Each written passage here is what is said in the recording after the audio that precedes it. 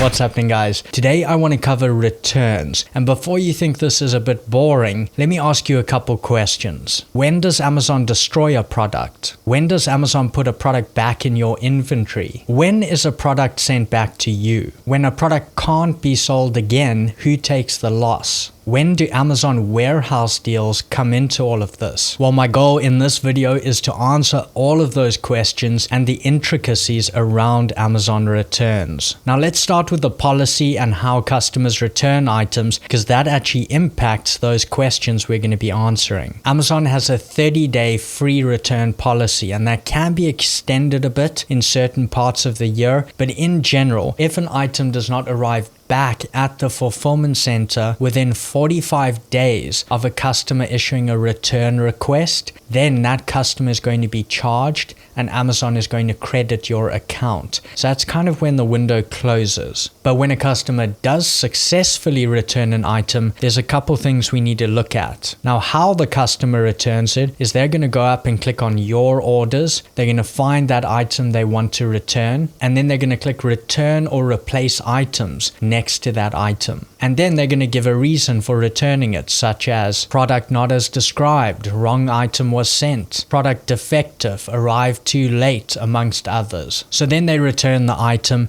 and it gets back to Amazon. Now, what does Amazon do? The first thing they're going to do is evaluate whether that product is resellable or not. And part of that is they're going to look at that customer's reason for returning the item. So here are your potential outcomes. If the product is in perfect resellable condition, then Amazon is going to return to you the fees they charged you on that sale, reduce your seller account balance by the full price the customer paid, return that amount to the customer so the customer is refunded, and ensure that product is then packaged properly so it can be put back into your available inventory for sale as with all your other units. So in short, the customer gets their money back and you get your product back for sale as with all your other units. You also get to click the like button. The second outcome here is that Amazon determines that the product is resellable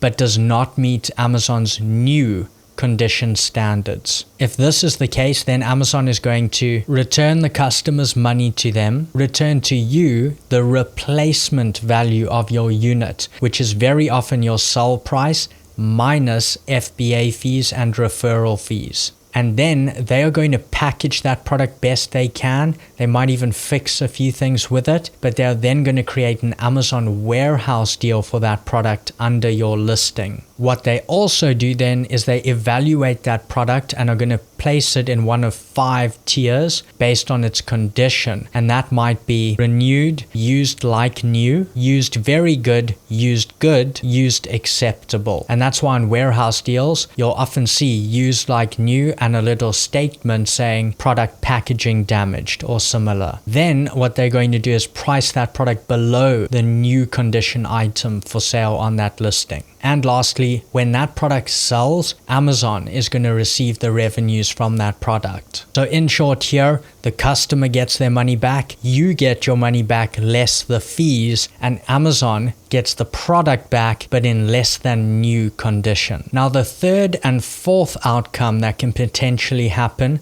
these occur when Amazon receives the product back and it is not in resellable condition. When this occurs, Amazon is going to evaluate who is at fault for that product not being in resellable condition. So if the product was damaged in the fulfillment center or during fulfillment to the customer, then Amazon takes responsibility for it not being in resellable condition. And then what they're going to do is they're going to return the amount the customer paid to the customer, so they are reimbursed. Then they're going to credit your seller account with the replacement value of the goods, but this time it often includes the referral fee they charged you, but not the FBA fulfillment fee. So Amazon's fees are the most confusing part in returns, and it's simply because they don't have clear, concise instructions on this. It kind of seems like sometimes they will, sometimes they won't when it comes to reimbursing certain fees. And lastly, lastly, they are then going to have to destroy or remove, or might even try fix the product to make it into a warehouse deal. But at that point, they have taken ownership of that non-sellable product. So in short here, the customer gets their money back, you get your money back less some of the fees, and Amazon gets the non-resellable product. Now, something you can do if you want Amazon to try and repackage items in this way, this is going to give you the advantage of it